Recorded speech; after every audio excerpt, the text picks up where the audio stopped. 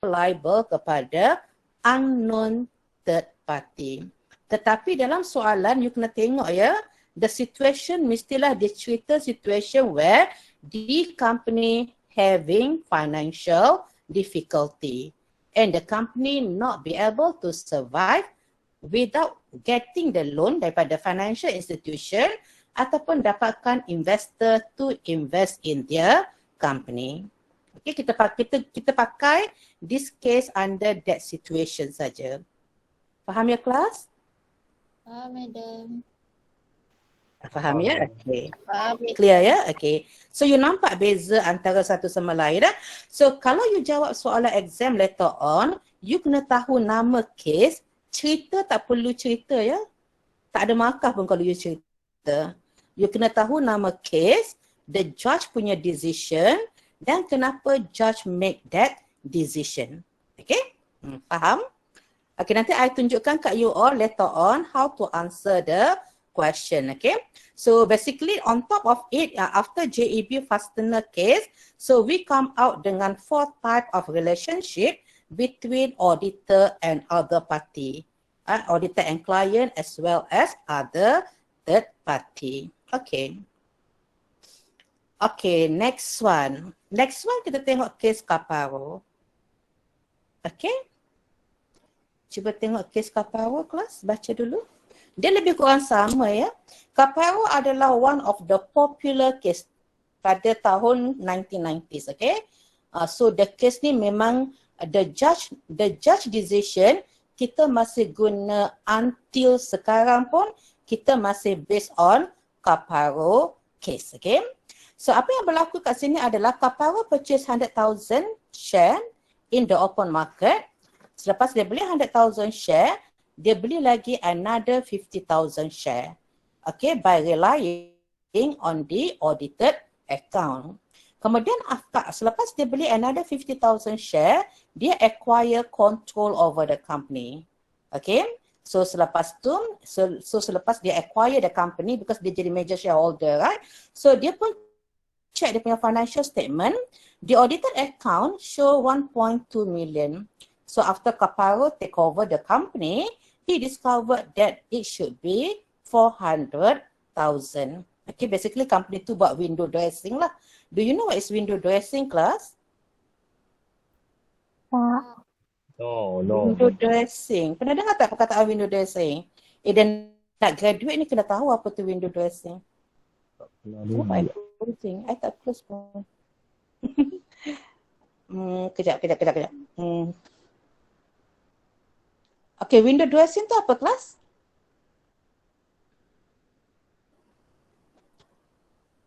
Pernah dengar tak? Tak pernah dengar? Tak benar. Ya. Yeah. Window dressing tu macam apa? Any one of you nak cuba? To make it look appearance good. Ya, macam kita make up kan kita punya financial statement ya. So that the financial statement tu look cantik. Okay, but in real life it is not so. Okay? Macam kita pergi kat kedai-kedai lah kan. Tengok dekat kedai tu macam window dia cantik je dia pakaikan dekat dia punya patung-patung kan. Tetapi kadang-kadang kita pergi kat dalam tu tak seberapa je kedainya kan. Okay? The same thing. Window dressing meaning that we make up our financial statement so that our financial statement nampak attractive for the investor to invest in our company. But in real life, the company having financial difficulty, okay? Or sometimes kita panggil sebagai creative accounting. Creative accounting meaning that, dia sama lah ya. Creative accounting meaning that kita cantikkan kita punya financial statement. Okay, for the example like kita kurangkan kita punya expenses, kita naikkan kita punya revenue, okay, kita kurangkan jumlah provision for doubtful debt, kita kurangkan depreciation, accumulated depreciation, we revalue our asset at a higher value, okay, and then we do not recognize some of the liability. So by doing that, kita punya financial statement nampak macam performance kita ada profit lah, tetapi in real life it is not so, okay. So apa yang Kaparo buat adalah, so selepas dia discover it, So Kaparo take the legal action against the auditor. Okay. So kita baca kelas kat sini. The judge decision. Okay, selepas kes ni berlaku, so the decision gives substantial comfort kepada auditor profession. So kepada auditor profession, so the judge said that auditor no, perkataan no, no duty of care to investor making investment decision on the strength of audited account. So the judge said that auditor do not owe duty of care to investor making investment decision based on the audited financial statement. Okay, so dia tak follow the decision under JEB Fastener as well as under Hadley case tadi. Faham ya kelas ya? Sebelum I explain further. Ingat ya? Kat sini ada perkataan no. Okay? No duty of care to the third party. Okay? Faham ya kan? So the most significant decision apa yang judge tu kata adalah, I guna this color ya. So auditor were found not to owe a duty of care to unidentified potential shareholder or individual shareholder. The judge kata kalau auditor liable, auditor cuma liable kepada group of shareholder or group of investor. Tetapi auditor do not liable kepada individual shareholder or individual investor. Faham tak apa maksud judge?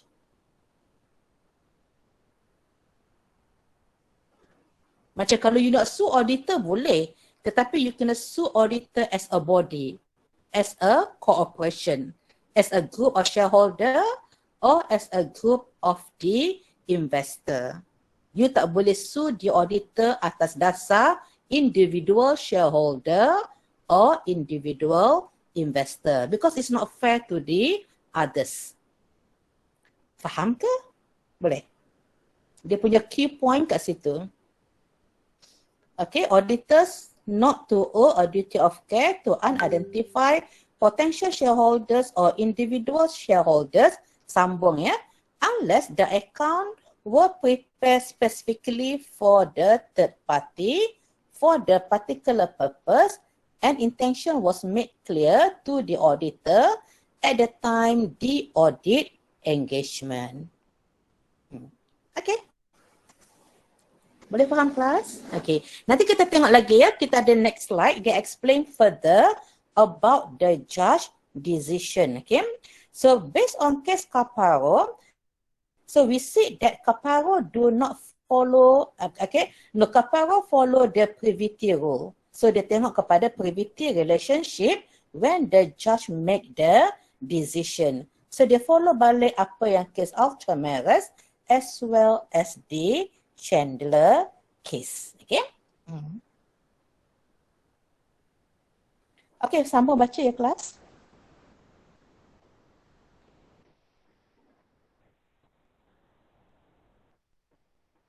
Where individual shareholders, prospective, dia guna perkataan individual kelas ya.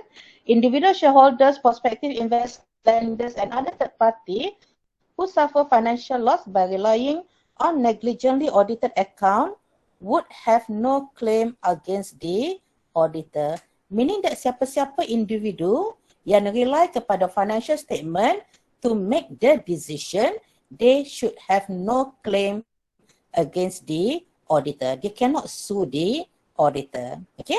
Now kita tengok apa lagi explanation judge tu. Kenapa judge tu buat such decision? Okay, boleh baca dulu kelas ya.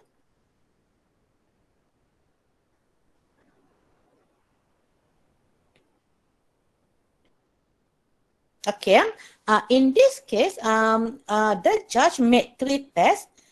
Three tests needed in order to establish whether a duty of care can be imposed or not. Okay, so dia kena ada 3 test lah to determine sama adanya duty of care or not. Okay, number 1 adalah whether the loss and damage was foreseeable. Under this situation, memanglah ya, loss and damage was foreseeable. Okay? And in this case, it was accepted that the auditor should foresee the loss and damage. Okay, test 1, okay, tak ada masalah. Okay, so we go kepada test 2. Test 2 adalah whether exists a relationship of proximity between the parties. Okay, so sama ada wujudnya proximity relationship. Okay, so the court found that it was unreasonable. Baca kat sini ya kelas ya.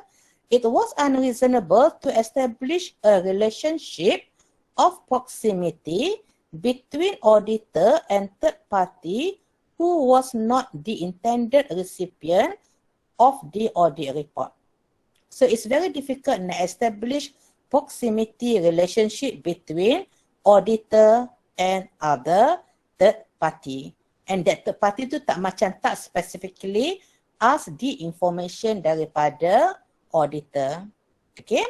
And the last one adalah kebanyakan kat sinilah yang menyebabkan kenapa you cannot take legal action against the auditor. Okay. The third one adalah whether it is fair and reasonable to impose the duty of care on one party for the benefit of the other party. So the court found that the auditors do not owe a duty of care to potential investor or to individual. Dia guna perkataan individual or to individual shareholder, but duty is owed to corporation shareholder as a body. Meaning that auditor tak akan owe duty of care kepada individual shareholder ataupun individual investor. Kalau ada pun, kita cuma owe duty of care kepada shareholder as a body. Ini yang berlaku dalam case Transmile case, okay?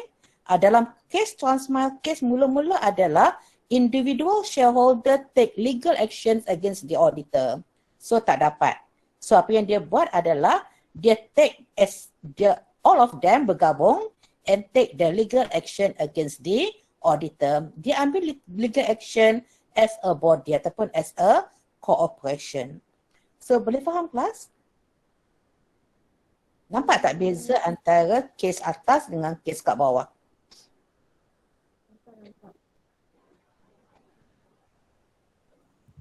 Boleh nampak tak?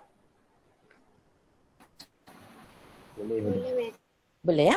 Okay, bila you jawab soalan, you tak boleh, you kena konsisten jawapan you. Okay?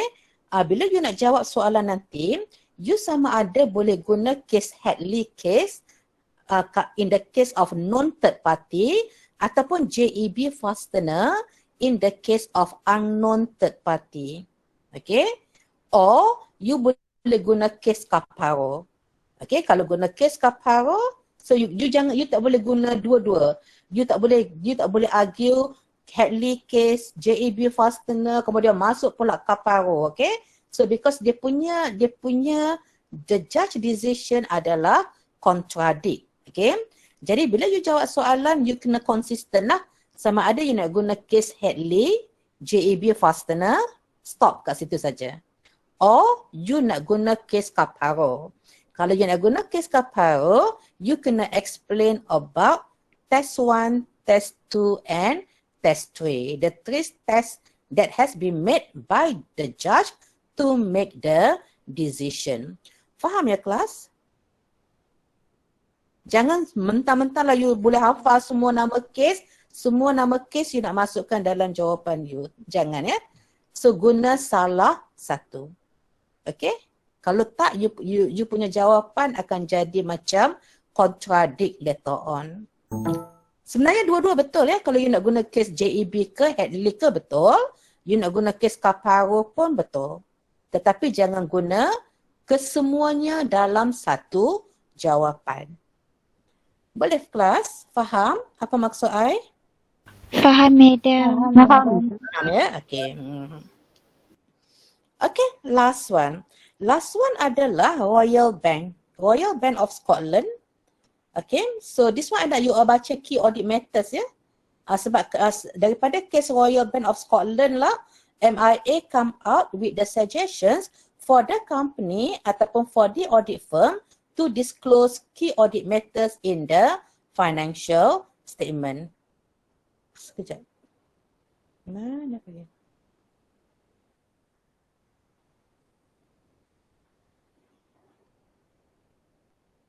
Kejap. Mana I punya ni?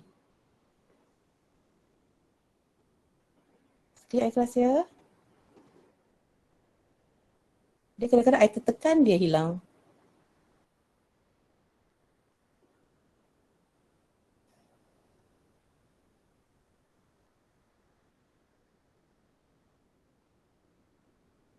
Okay. So kat sini adalah case Royal Bank of Scotland, okay? So case Royal Bank of Scotland berlaku in Malaysia, okay? So what do we have here adalah Royal Bank of Scotland, okay? So case dia lebih kurang sama. The plaintiff claim on the misleading audited account, okay? Bila dia disperse loan and investing in equity of the company that had to go into receivership. Okay, so the plaintiff suffer loss and sue the auditor.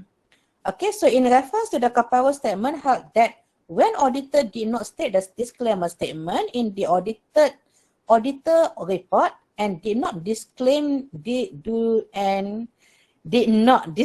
their responsibility, they could be held owing a duty of care to the third party if they knew that the third party would rely on the audited account to make the decision.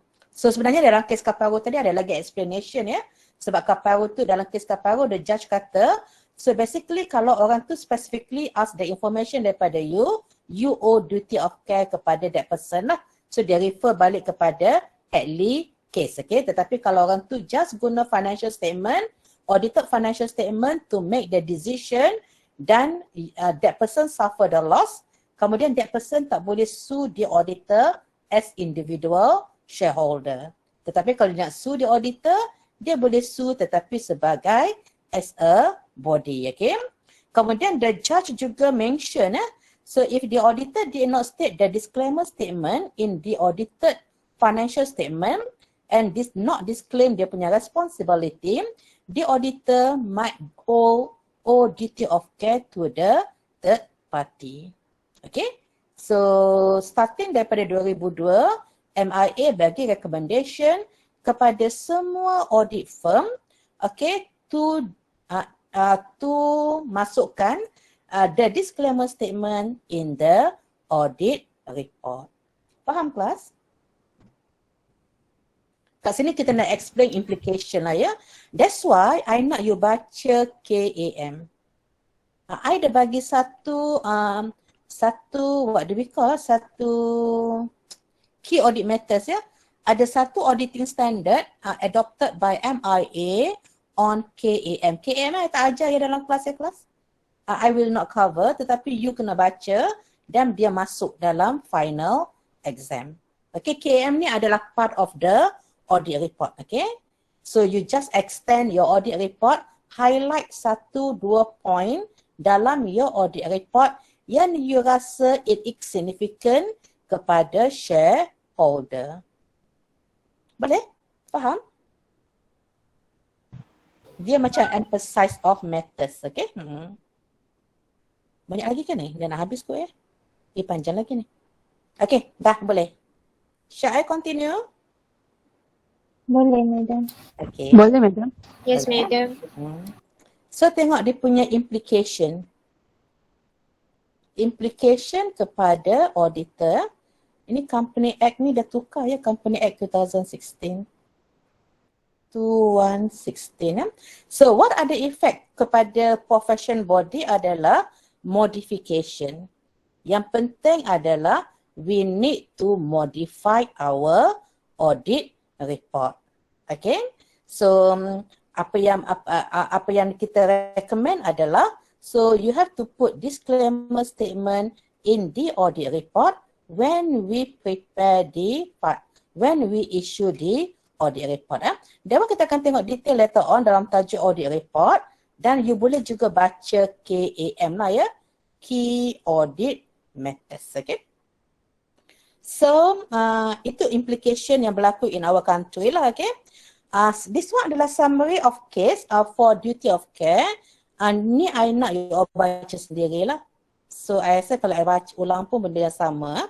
Itu adalah apa yang kita duk cerita just now adalah kat sini. We go back here.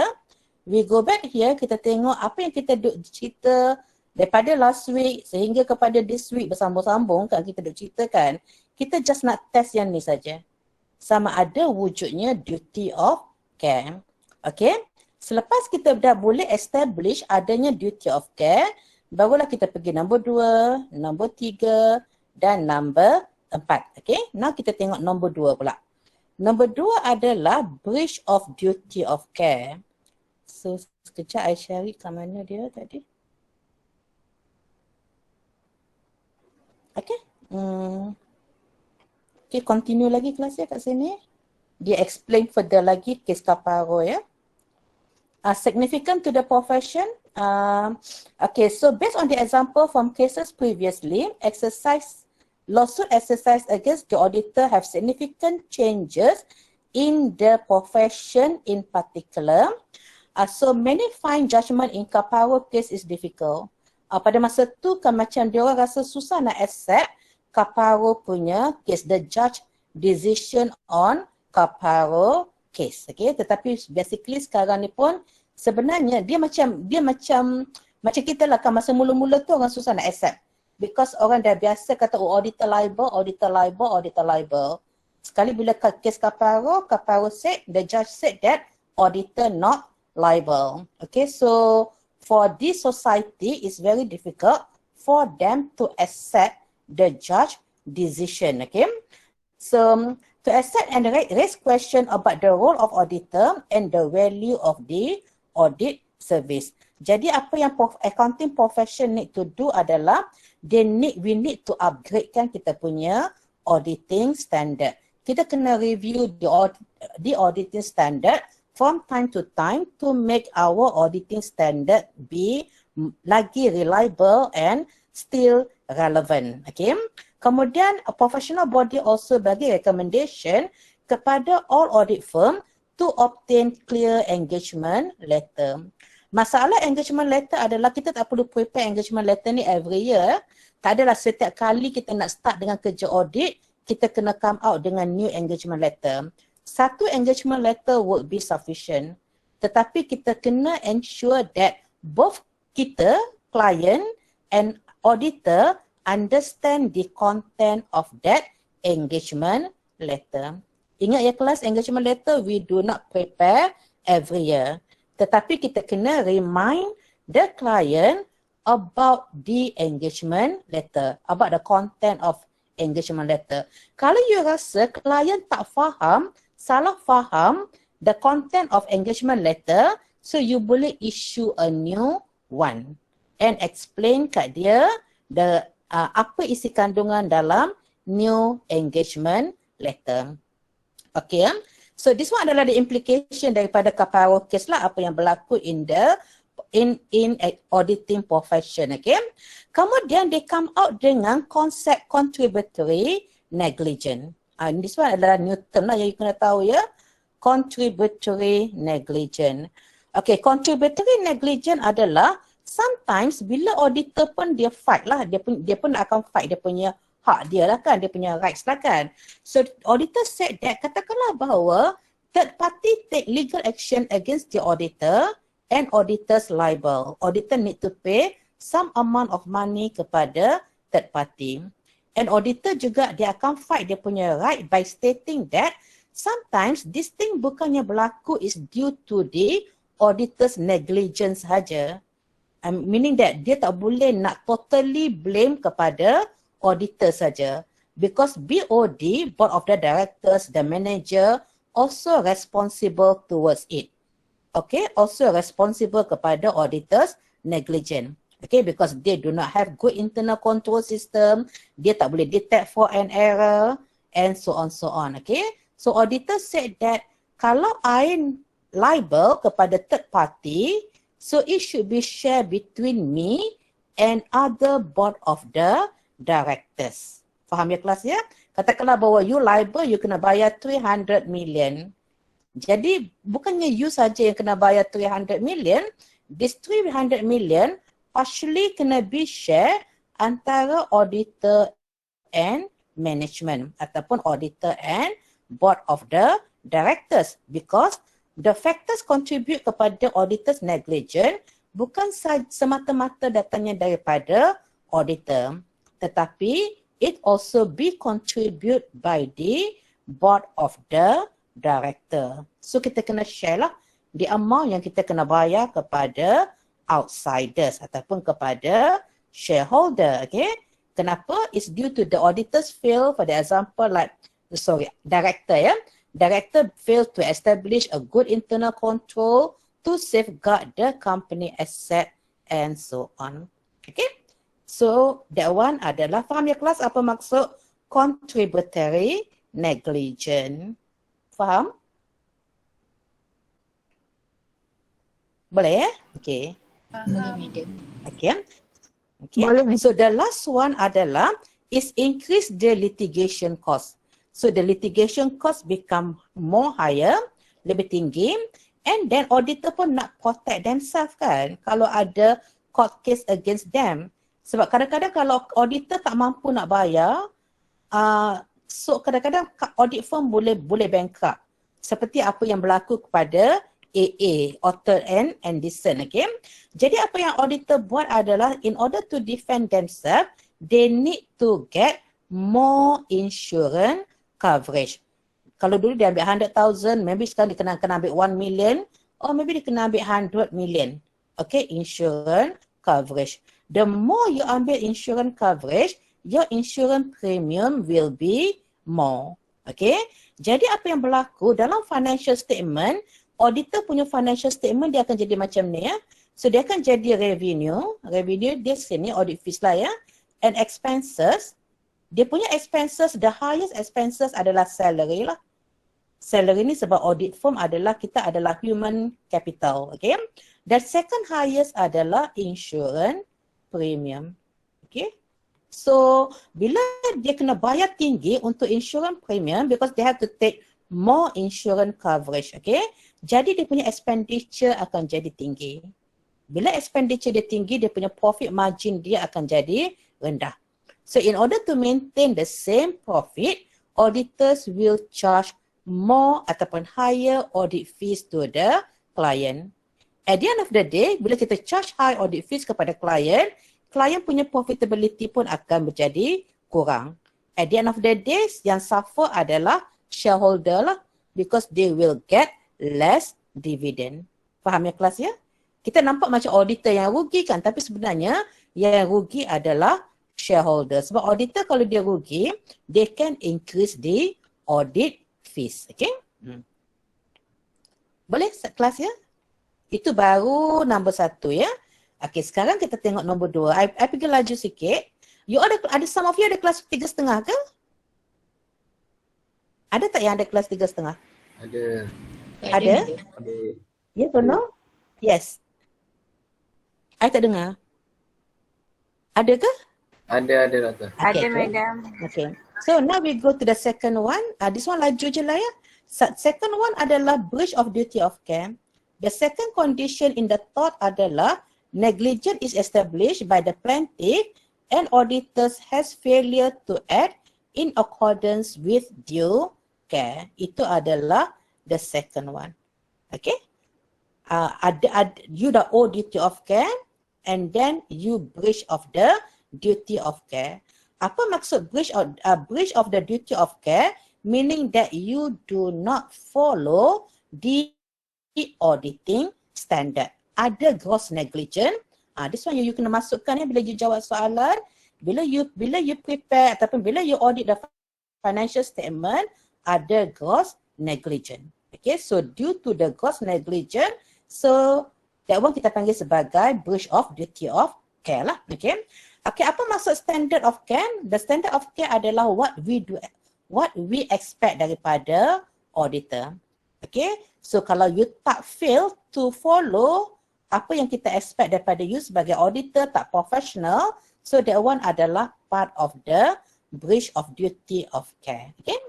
So kat sini adalah apa yang judge kata maksud breach of duty of care. You all boleh baca lah ya.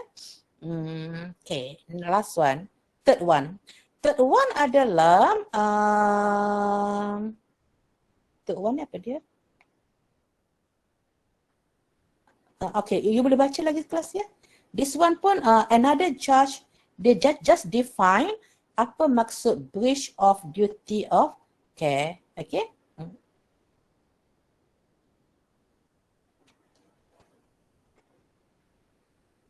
Okay, baca kelas ya. Not bound to have more than exercise reasonable care.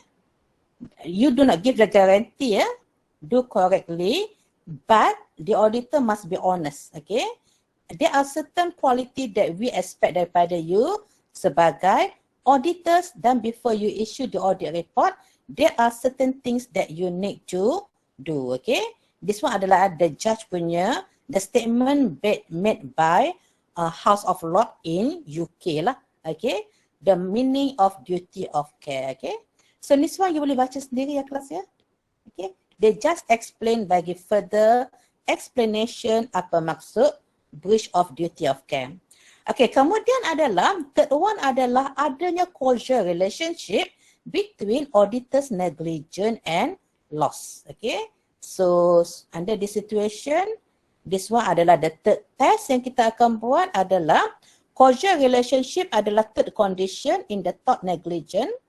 Okay, so the plaintiffs must demonstrate the loss is the consequence of the breach of duty of care at the time the breach was committed and the loss was reasonable, foreseeable, diguna perkataan reasonable, foreseeable as a consequence.